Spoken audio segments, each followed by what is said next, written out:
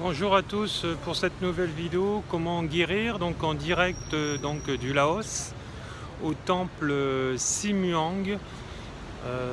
Voilà, vous pourrez retrouver quel est l'historique de ce temple qui est très célèbre jusqu'en Thaïlande puisque des cars entiers viennent d'ici. On peut le voir ici dans la cour du temple avec tous ces touristes qui arrivent du monde entier. Même que nous sommes en fait c'est la mousson actuellement ici, donc la saison des pluies. Donc voilà, donc il y a quand même beaucoup de monde. Alors Simuang, c'est une dame qui a donné sa vie pour protéger en fait la ville à une certaine époque reculée, une certaine époque très lointaine. Voilà. Donc après on en retient ce qu'on a envie d'en retenir, parce que vous savez très bien que tout ce qui est dit de ces époques-là, voilà. Je pense qu'il faut en prendre et en laisser, il faut voir ce qui résonne avec notre cœur. Voilà. Alors il y a une très forte énergie, bien sûr, comme dans tous les temples, hein. Il n'y a pas d'énergie négative. C'est un temple magnifique. Alors on va revenir forcément bien sûr à nos moutons avec comment atteindre cette guérison. Parce qu'actuellement beaucoup de gens se perdent là-dedans, entre les notions de se soigner et de guérir, puisque déjà pour guérir il faut déjà commencer par le vouloir, et uniquement le vouloir, et arrêter de laisser sa baguette magique à l'autre, puisque en fait de compte personne n'a de baguette magique à part vous-même. Voilà, donc c'est ce qu'avait très bien compris Bouddha, notamment quand il a expérimenté l'éveil au début de sa vie, hein, parce qu'il a essayé de se passer de manger, alors il est tombé très gravement malade. Tout ça vous pourrez le retrouver dans YouTube avec l'histoire de Bouddha. Et puis après, arrivé à un moment donné, c'est pour ça que maintenant les moines bouddhistes ne mangent qu'un repas par jour, vers midi. En fait, ils vont faire leur quête, puisque leur seul travail c'est d'aider les gens, de prier, c'est déjà pas mal. Et après, voilà, la population les nourrit, puisque de toute façon, voilà, donc c'est un échange, hein, donc voilà. Alors, je vais me poser dans les jardins du temple. Voilà. Donc après, on essaiera d'aller justement aussi dans le temple de Simuang. Je vais vous montrer, puisqu'il faut que vous en profitiez aussi un petit peu de tout ça, puisque voilà, moi j'ai la chance de vivre une grande partie de mon temps donc en Asie. Voilà. Donc on va commencer, comme on dit, voilà. Alors souvent en fait la notion de guérir, beaucoup de gens se plantent là-dedans parce que ils laissent le pouvoir souvent de victime ou de soins à l'autre, mais sans vouloir rien faire, en laissant en fait leurs habitudes continuer de fonctionner. C'est-à-dire que combien de femmes je soigne en psychothérapie et en énergétique, et qui me disent bon, je reste avec mon mari, il a de l'argent, mais après tout bon, il veut plus rien faire avec moi. Donc je pars avec ma fille par exemple, ma fille elle a acheté un mobil-home, et puis je vais profiter de la vie avec elle, puisque même sortir des loisirs, mon mari ne sait pas faire, etc. Alors voilà, donc en ça, je peux vous dire que vous mettez encore une balle dans le pied, et puis forcément vous allez déclencher des maux du corps, des maladies, etc. Et ça jusqu'à la fin de votre existence, hein. Même si vous croyez qu'en faisant ça, pour remplacer ça, ça va suffire, ça ne suffira pas. Arrivé à un moment donné, comme on dit, la vie va vous rattraper. Alors tout commence en fait par une prise de conscience. C'est le premier pas en fait pour guérir et de changer. Et arrêter, couper ce fil énergétique invisible avec l'autre, qui peut être le mari, mais qui peut être une autre personne, et pour évoluer pleinement, grandir, voilà. Alors vous savez tous que ici-bas, quel que soit votre statut social, votre niveau de vie, etc., nous sommes là pour apprendre. D'accord? Alors de toute mauvaise compréhension, de tout mauvais comportement avec les autres, avec soi-même, de nos pensées et de nos verbalisations, forcément il y aura quelque chose à comprendre, à conscientiser, à avoir comme épreuve et à transcender, arriver à un moment donné. Alors, il n'y a pas de culpabilisation à avoir parce qu'en fait, le problème de cette humanité, c'est quel que soit le problème qu'elle va faire, arriver à un moment donné, quand elle va rentrer dans la conscience, elle va culpabiliser. Et c'est en ça que c'est négatif. Si on prend le côté inverse, c'est-à-dire que si on apprend à ne pas culpabiliser, mais on prend conscience qu'en fait de compte ce que on a pu faire de mal, etc., et qu'on regrette, voilà, arrive à un moment donné, on va aller s'excuser. Bien sûr, à condition d'être une bonne personne, parce qu'il y a bien sûr forcément que des gens en souffrance et qui resteront pour certains que des apprentis qui n'iront pas s'excuser. Ou si la personne est décédée ou elle n'est pas là, il suffit de dire voilà, je demande pardon, etc., avec quand même un cérémonial et en y croyant et en étant surtout sincère, hein, parce qu'il n'y a que ça qui va couper ce fil d'attachement. Voilà.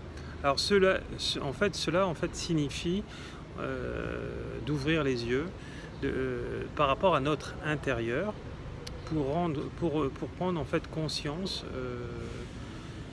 et de faire le premier pas en fait vers le changement, hein, pour commencer en fait cette évolution spirituelle qui est nécessaire.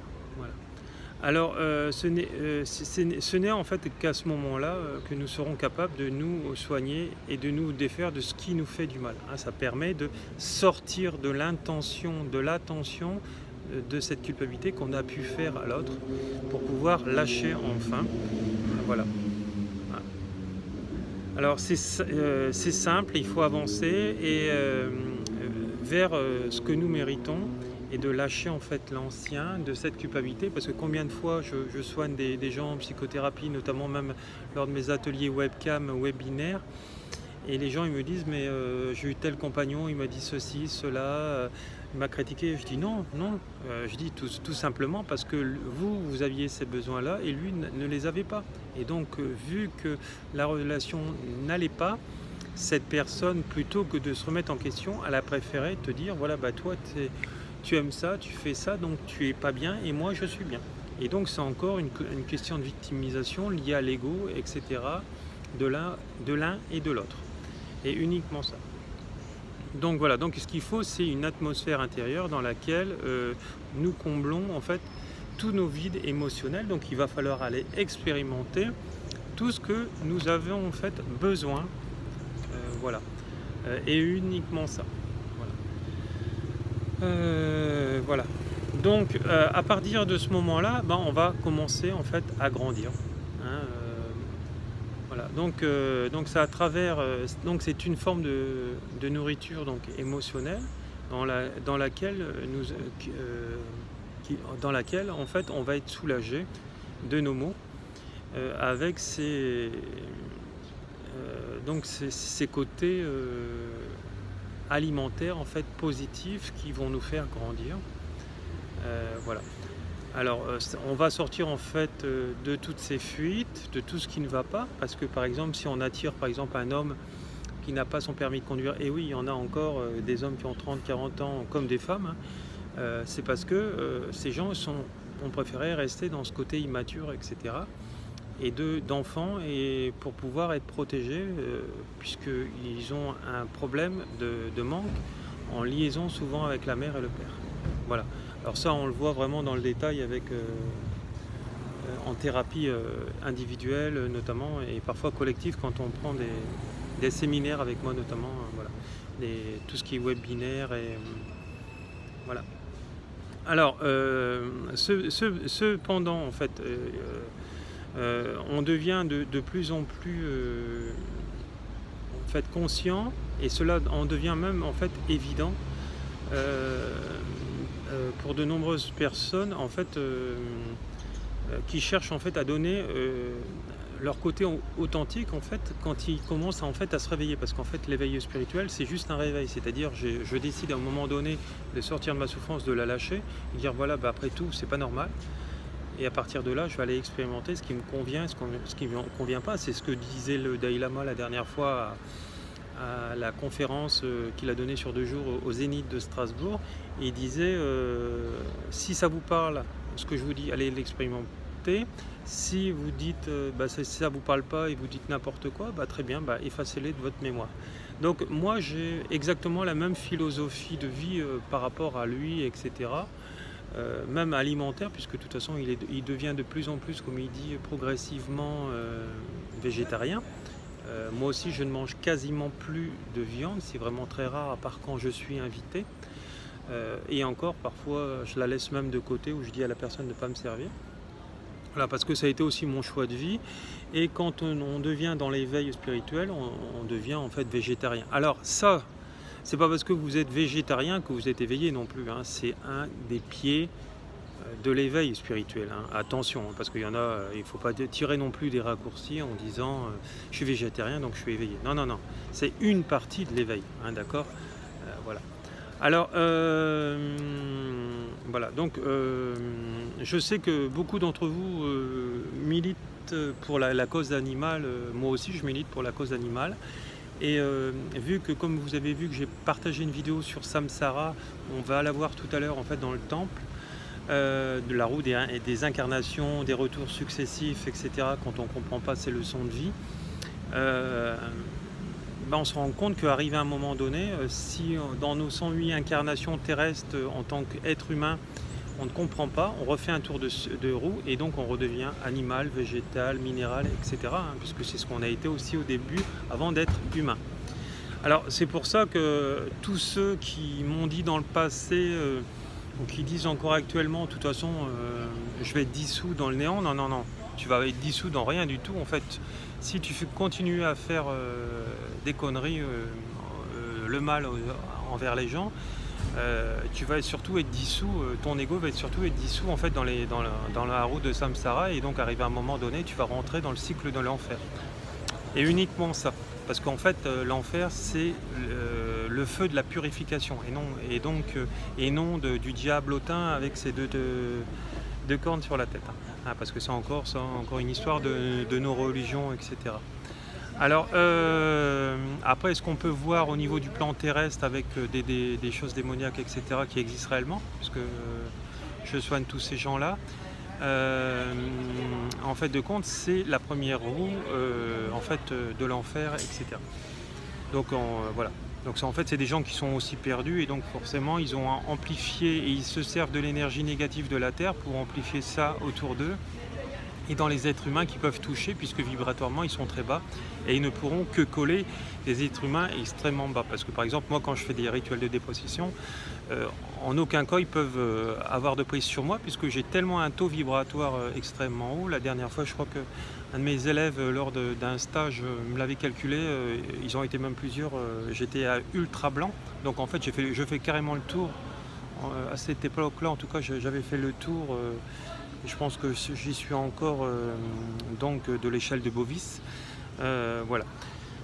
Alors bien sûr il faut savoir le calculer, il faut avoir appris avec un enseignant qui a aussi opinion sur lui, à l'avoir calculé, et pas prendre un pendule qui traîne dans le placard et puis une échelle et dire voilà, ah, t'as le même truc que ma thérapeute. Non, non, non, je l'ai vu de nombreuses fois, des gens que j'ai rencontrés sur le bord de la route, je peux vous dire, voilà. Et puis en plus quand vous n'allez pas bien, vous n'êtes pas fait non plus pour contrôler toutes ces échelles de Bovis, etc., puisque c'est aussi en lien aussi avec vos énergies négatives, hein. Tout est permanent et impermanent, donc en fait on est séparés, donc on a notre individualité de nous, d'être humain, mais on est aussi dépendant des autres qui interagissent dans notre vie, avec qui on est en contact, etc., nos employeurs, nos amis, nos connaissances, nos amants, le conjoint, la conjointe. Voilà, je dis nos amants bien sûr pour les célibataires la plupart du temps. Voilà. Après je ne vais pas non plus épiloguer non plus là-dessus. Donc voilà. Cependant en fait on devient ce que l'on pense. Tout à l'heure j'ai fait une médiumité, puisqu'on s'est fait arrêter moi et Ivan, puisqu'on est en train de manger dans le temple, dans les jardins du temple, par une médium ici qui voulait me vendre nos services. Et puis Ivan, elle lui a dit il n'y a pas besoin de nous faire de médiumité, Laurent il est médium. Donc elle a commencé à nous dire quelques trucs, etc. Puis après elle me dit moi je suis extra maigre. Alors moi je lui ai dit voilà, moi je connais donc le protocole aussi de la maigreur extrême comme de la grosseur extrême. boulimie ou donc anorexie. Et donc bah, je lui ai dit, hein, parce que ça c'est un protocole de psychothérapie aussi que j'ai appris depuis 30 ans que j'exerce ce métier-là. Et donc là, ça n'avait rien à voir avec la médiumnité. Et après, bon, bien sûr, je suis rentré dans le protocole de la médiumnité. Et je lui ai dit, tac, tac, tac, vous êtes comme ça, comme ça, comme ça, comme ça, comme ça, comme ça. Et puis, on s'est rendu compte que vu qu'elle vivait des manques liés à l'argent, bah, qu'elle voulait dans l'abondance. Sauf que l'abondance, bah, elle n'y était pas, puisque elle focalisait qu'elle ne méritait pas. Et c'est ce que je lui ai dit. Et donc, bon, elle était un petit peu sur le cul. Et puis, même Van, elle me dit, mais punaise, qu'est-ce que tu as pu percevoir chez elle? C'est impressionnant. Alors c'est vrai que quand on est vraiment dans la médiumnité, il y a une lecture automatique qui se fait. C'est comme si qu'en fait, quelque part on est un scanner et puis un peu comme le scanner de la, comment on appelle ça, de la dame qui travaille au supermarché là, quand il vous scanne votre boisson ou votre morceau de pain quand vous l'achetez, ça fait bic et puis là vous lisez toute la personne. Bah, c'est un peu le même style, hein. C'est pour ça qu'avec moi, à l'Arsenal de Toulon, ils étaient décontenancés quand je tombais sur le général et puis que je lui dis ces 4 vérités gentiment et toute sa clique, c'était pareil. Et qui me disait quelque chose, je leur disais oui, oui. Donc voilà, donc vous voyez, donc ce oui, oui, on disait long. Donc voilà, donc arrivé à un moment donné, je dis bien personne, plus personne n'a de prise sur vous. Donc quand vous arrivez donc à ce chemin de guérison, vous l'avez vraiment intégré, en fait on arrive dans un lâcher prise. Alors voilà, il va falloir en fait lâcher l'ancien. C'est comme j'ai eu un sous-marinier une fois quand j'étais à Toulon, je faisais des consultations sur Toulon, etc. Il me dit mais mes chefs me détruisent, ils me font du mal, mais je veux devenir chef comme eux pour pouvoir détruire les autres. Je dis attendez, il y a un souci là, vous voulez pas faire ça, vous voulez pas recevoir, mais vous voulez donner comme eux. Pourquoi vous voulez devenir aussi pervers que... Bah parce qu'ils m'ont fait du mal. Ah ouais, bah je vois pas l'intérêt de donner si tu es contre de recevoir. Voilà, donc après, c'est des gens qui demandent à être guéris, etc. Alors si tu es venu t'intégrer dedans et ta famille, elle souffre aussi à travers de toi et par rapport à tout ce que tu fais, bah c'est parce que aussi, excuse-moi, mais tu as pris un métier de merde. Hein, je sais que ça va pas faire plaisir à certaines personnes, mais ces métiers-là, comme d'autres, bah, c'est des métiers de merde. Hein, faut appeler un chat un chat. Donc voilà, c'est un métier de mouton. Donc, et rien d'autre, rien de plus. Hein. Vous avez peut-être la sécurité de l'emploi, mais excusez-moi, à 1500 ou même à 4000 euros pour ces chefs-là, pour certains, c'est des salaires ridicules. Donc voilà, à partir de là, puisque en fait de compte, vous n'êtes jamais libre. Vous faites des heures à gogo, etc. Il y a des gens qui gagnent des sommes 10 à 100 fois, ou voire 1 million de fois supérieures à tout ça, et ils ne travaillent pas autant. Puisque en plus ils sont libres voilà, de faire ce qu'ils veulent quand ils veulent. Donc voilà, ça a encore été créé par nos parents en disant mets-toi là, ça tombe tous les mois, etc. Et tu dois cirer les pentes de ton chef, tu verras, tu auras de l'avancement. Parce que l'avancement, faut pas vous leurrer, c'est pas au travail que vous l'avez, hein, c'est en étant bien avec le chef ou en allant faire la pause déjeuner saucisse ou petit déjeuner saucisse, c'est là où tout va jouer, hein, c'est pas parce que vous allez bien bosser, etc. Voilà. Alors, voilà, donc il faut qu'en fait vous avanciez en fait vers ce bien, et voilà, et uniquement ça. Donc, alors quand vous rentrez dans un travail thérapeutique, en fait, vous profitez des différentes perspectives. Donc, votre thérapeute, il va vous permettre de percevoir comme vous devez percevoir et non avec la phase erronée dans laquelle vous êtes pour bien percevoir. Voilà, parce qu'en fait, la psychologie, l'aspect psychologique, c'est la qualité en fait première d'un très bon thérapeute aussi, hein, puisque voilà. C'est ce qu'il y a dans les premiers. Si vous allez voir un magnétiseur ou un énergéticien et qu'il ne parle pas avec vous, il vous dit allongez-vous, vous avez quoi? Ah bah j'ai un psoriasis, ça m'étonne. Il vous fait allonger, clac, clac, clac, il vous sonne, bah, allez, au revoir. Il n'a pas parlé avec vous plus de une cinquantaine de mots, bah, sa thérapie, je dis bien, ne vaut rien, puisque de toute façon, elle va revenir à un moment donné, puisque de toute façon, la racine du mal est restée en vous. Voilà. Alors, voilà, donc en fait, l'aspect psychologique permet en fait de comprendre ou de trouver ce que en fait ça signifie et pourquoi en fait je suis resté bloqué à ce niveau-là. Donc voilà, et uniquement à ce moment-là, je vais commencer à me changer et à évoluer. Voilà, donc voilà.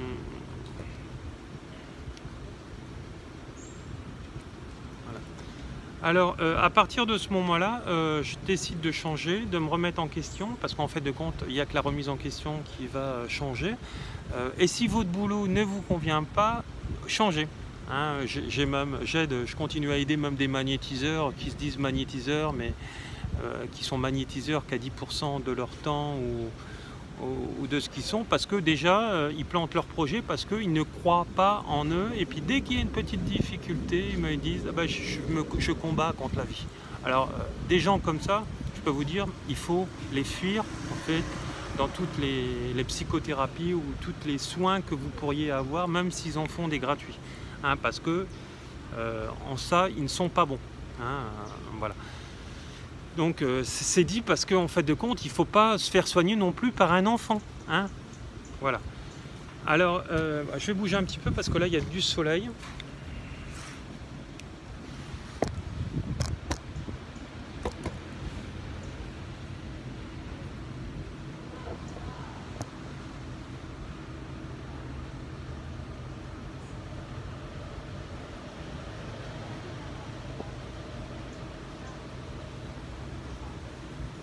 Donc en fait ce qu'il faut percevoir en fait, c'est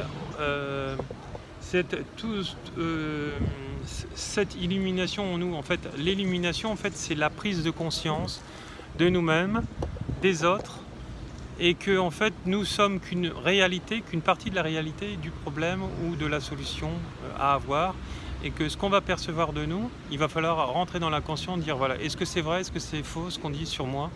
Et seulement à partir de là, je vais commencer à me déculpabiliser. Voilà. Uniquement à partir de ce moment-là. Si je laisse le pouvoir à l'autre et puis je dis oui, effectivement, j'ai fait une connerie, donc il dit je suis ceci, je suis cela, je suis vraiment ceci et cela parce que j'ai fait ça.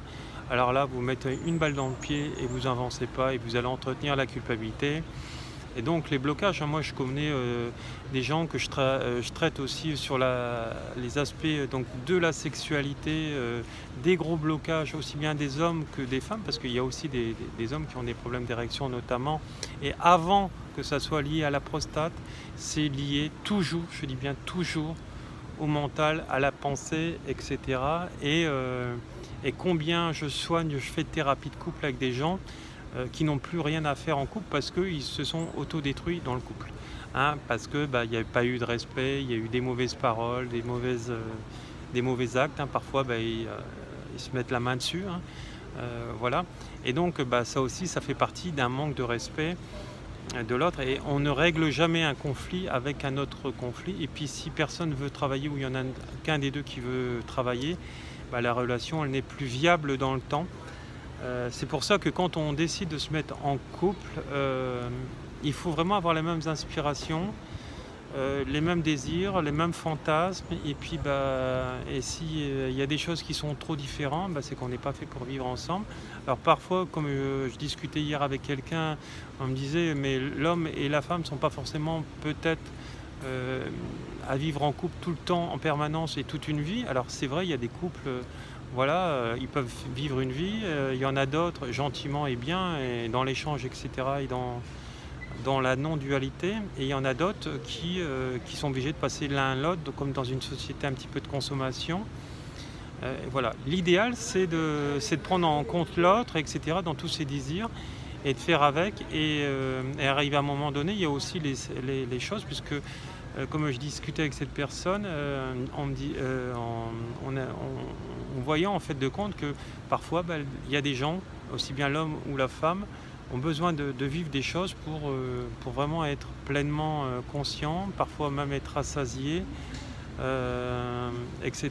Et puis pour vraiment être guéri et en soi, etc. Parce que certaines personnes, par exemple, n'ont pu très bien ne pas vivre correctement dans une vie d'enfance où les parents ont trop serré la vis, par exemple.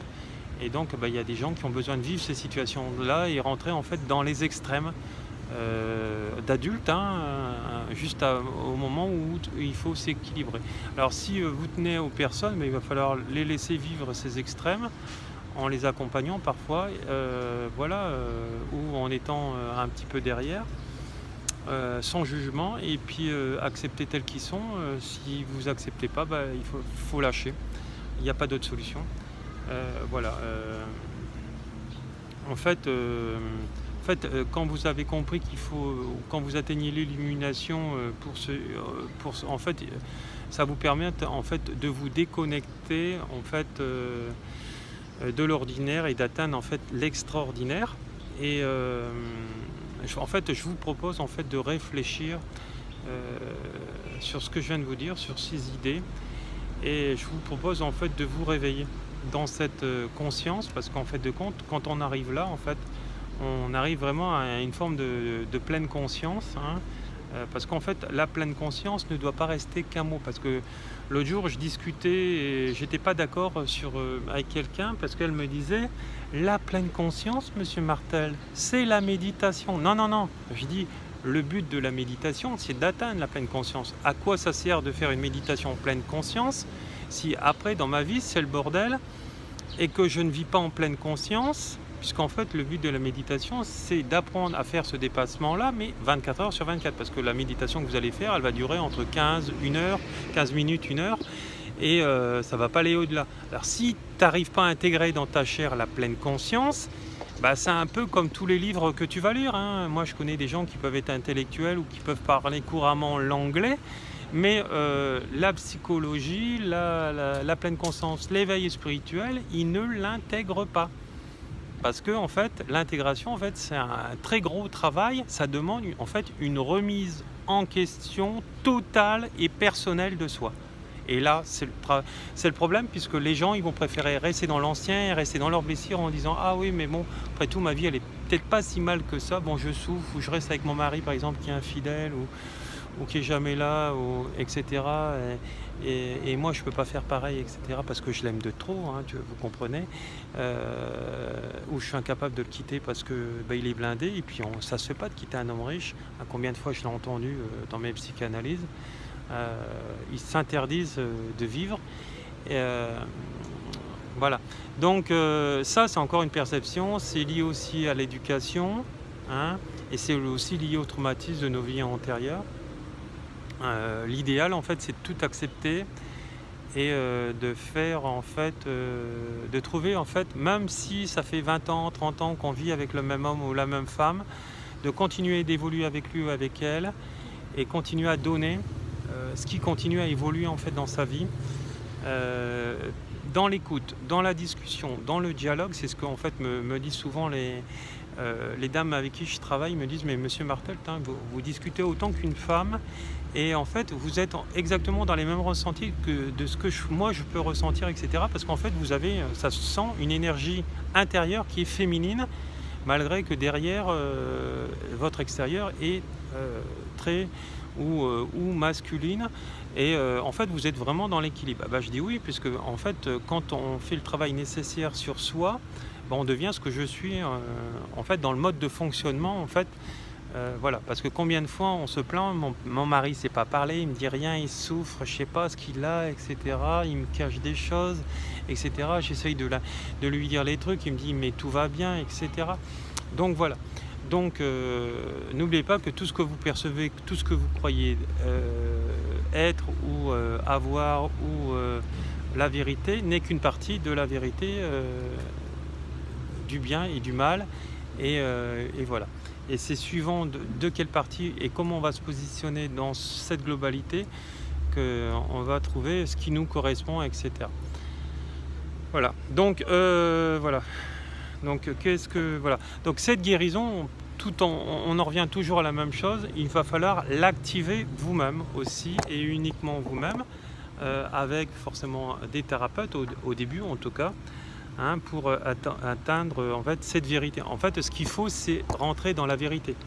Donc voilà.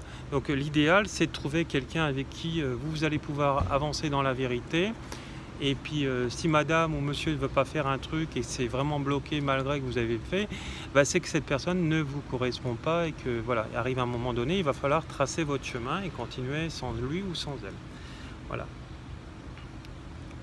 En fait, notre véritable responsabilité au niveau social, en fait, est de semer en fait de la conscience. Donc voilà, donc c'est-à-dire dans notre vie, dans la vie des gens, c'est pour ça que je fais autant de vidéos. Voilà, et je veux en fait vous faire prendre conscience. Alors pour ceux qui veulent, très bien, les autres, ben, ils lâchent, ils s'abonnent pas à ma chaîne. Et à partir de ce moment-là, seulement à ce moment-là, je me remets en question et je change ma vie. Voilà. Donc il va falloir se rendre absolument conscient de notre inconscience, puisque c'est notre inconscience qui continue à créer la vie, comme disent certaines personnes, négatives, que je dis oh, j'en ai marre de toujours me battre, ou de ne pas recevoir ça, ou de ne pas avoir ceci, ou de ne pas avoir ça. C'est parce que tu es dans la mauvaise résonance. C'est ce que je disais tout à l'heure à la dame qui se disait médium, qui voulait me faire une médium. Je dis mais madame, vous voulez être dans l'abondance, dans la richesse absolue, mais vous ne savez pas être riche intérieurement de vous-même, puisque vous ne croyez pas en vous, vous laissez le pouvoir à l'autre. C'est ce que je lui ai dit. Je lui ai fait une lecture d'âme, elle m'a dit, elle m'a regardé, elle m'a fait bravo, et elle m'a dit namasté. Voilà. Donc, voilà. Donc, vous voyez, donc ça va très très loin. Alors, c'est sûr que nous, nos perceptions médiumniques, etc., les cartésiens, les gens qui sont très peu éveillés, ça va leur faire peur, ça va les faire flipper. Après, nous, nos clients, nos patients, etc., qui viennent à nous, ils demandent de l'aide, ils demandent pourquoi ça ne va pas. Donc, ils n'ont pas à avoir peur. On va faire une lecture, on va dire tac, et voilà. Et on va dire maintenant, tu remets ça en question et on va changer tout ça. Alors, après, on va donner des... voilà, on va travailler avec eux, etc., jusqu'à la libération de leur être. Souvent, voilà, j'ai une dame qui s'appelle, je ne sais plus comment, ouais, c'est encore un pseudo qu'elle a pris sur Facebook, qui habite sur l'île de la Réunion. Elle m'a dit, Laurent, après notre séance de psychothérapie plus ton soin la dernière fois à distance, j'ai rêvé de ceci et de cela, que je parlais à ma descendance, et puis ça m'a ouvert ça, et puis ça m'a déclenché ça. Punaise, quelle libération! Elle m'a dit, mais tes soins, ils sont d'une puissance, j'ai eu un changement, je suis déjà en transformation. Ce que j'ai jamais arrivé à voir avec mon maître enseignant qui était sur l'île de la Réunion. Je dis oui, c'est normal, puisque c'est lié au taux vibratoire de ton enseignant. Donc plus ton enseignant a un taux vibratoire hyper haut, plus en fait de compte ta guérison elle va être transcendante et elle va te catapulter à l'avant, et voilà, et le travail va commencer. Voilà. Vous n'allez pas guérir en devenant aromathérapeute par exemple, voilà, parce que l'aromathérapie ou voilà, tout ce qui est question alimentaire, etc., ça fait un changement de vous et vous pouvez le changer vous-même, etc. Voilà, et uniquement ça. Et puis si vous êtes allergique à certains trucs, c'est parce que la première allergie, elle vient aussi de votre mental. Voilà. Et après, le côté alimentaire joue pour à peu près 10-20% en liaison avec vos pensées, etc. Et aussi avec toutes les cochonneries qu'on peut nous mettre aussi dans notre nourriture. Donc voilà. Donc c'est une corde à l'arc, c'est ce qu'on retrouvait dans le chamanisme. Dans le chamanisme toujours, voilà. Voilà. Donc notre inconscient, en fait, c'est lui qui nous fait en fait travailler, évoluer, en fait dans une conscience, et pour prendre vraiment conscience de ce que l'on veut, être capable de dire oui et de dire non. Voilà. Alors, il ne faut surtout pas avoir de culpabilité de n'importe quelle sorte, et si vous avez envie de le faire, il faut que vous le fassiez. Et arrêtez de croire papa, maman, la doctrine de ce qu'on vous a dit, et voyez si ça vous correspond ou pas. Et puis ne laissez pas passer le train en route. Si le train il est là, voilà, prenez la marche et montez dedans. Vivez, et puis ça tombe, ça sera une très belle expérience, ça sera une très belle vie, puisque voilà, les personnes, même si elles peuvent être différentes de vous, elles vous correspondent la plupart du temps, surtout si vous avez une accroche avec eux, avec elle, avec lui. Voilà. Donc voilà, donc la dimension en fait de la conscience, c'est ce qui nous fait avancer. Donc pour nous reconstruire, me soigner et me guérir, sans aucun contrôle en fait. Voilà. Parce qu'en fait de compte, mon côté cartésien, c'est ce qui va créer le contrôle et donc ma souffrance, mes maux du corps et ma maladie. À partir de ce moment-là, j'avance et j'évolue. Voilà.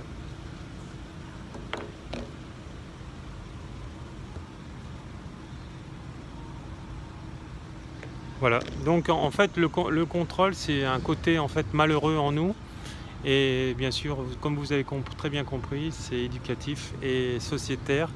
Et l'éducation, il faut la remettre à zéro. Hein, voilà, hein. C'est ce que déjà disait le moine, disons le Dalai Lama hier, parce que j'ai regardé une de ses vidéos qui était sur YouTube, quand il était en France. Il disait que depuis 1974, depuis qu'ils sont en Inde, il a interdit en fait donc de cuisiner de la viande animale, voilà. Et puis même quand il y a les fêtes religieuses donc au Tibet, d'arrêter donc en fait toutes ces choses traumatistes animales.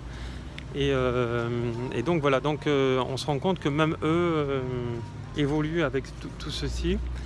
Qu'il y a un changement aussi, hein, puisqu'on n'est plus à la période primitive, parce qu'on mangeait de la viande quand on était des primates, puisqu'on ne connaissait pas la nature, le monde moderne et tout ce qu'on a pu découvrir aussi avec l'alimentation, la science.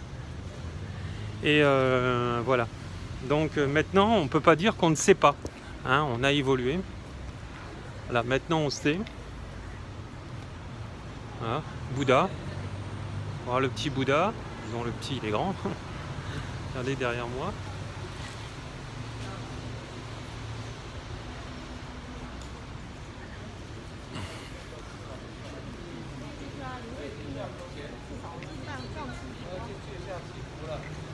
Un quart de Coréens qui sont là.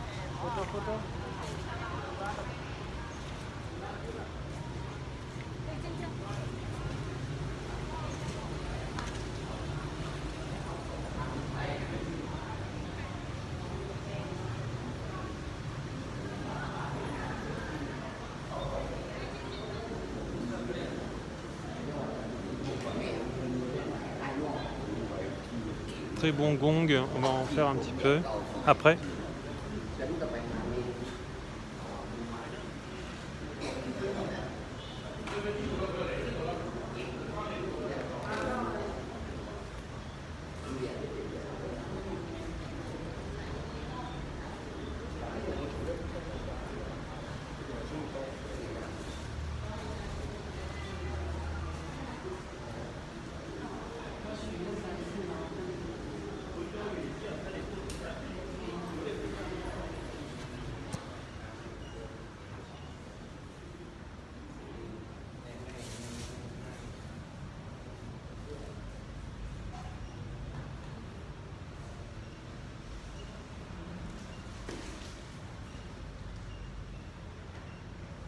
Très beau mandala derrière, devant.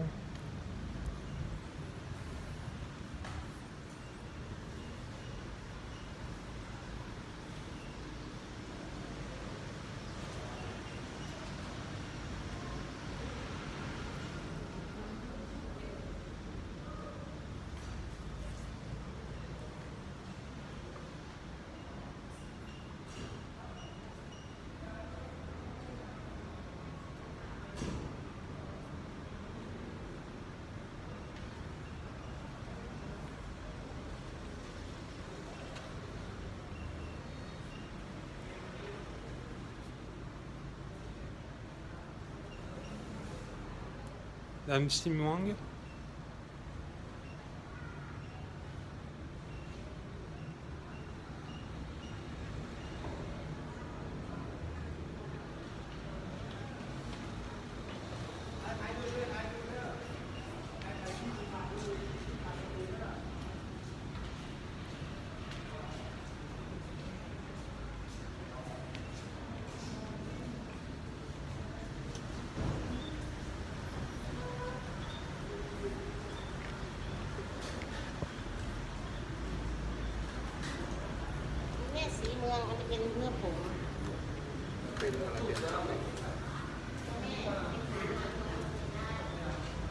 Attention aux oreilles, il y a le gong.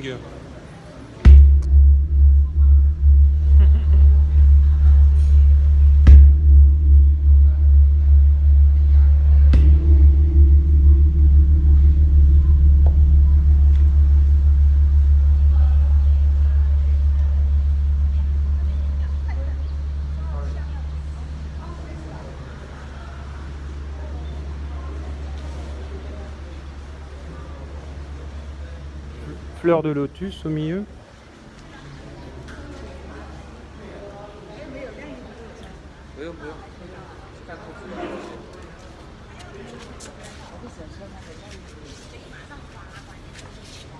Voilà, bah merci, beaucoup d'amour. Au revoir.